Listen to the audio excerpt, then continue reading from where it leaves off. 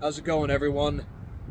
I've been betting on sports for the last 5 years, doing it the traditional way. Doing your homework, making a prediction on who you think is going to win the game, and putting your money on that team or person and hoping for the best.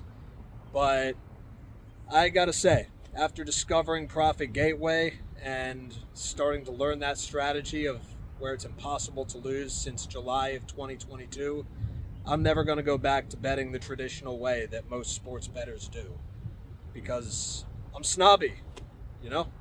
I only want to do what works and what has the least amount of stress attached to it, like not having to worry about whether you're going to lose your money betting on a game.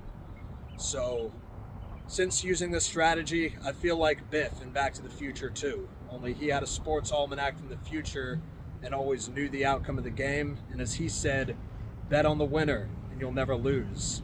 But with a Profit Gateway strategy, bet on the winner and the loser, having no idea who's going to win or lose, and you'll never lose.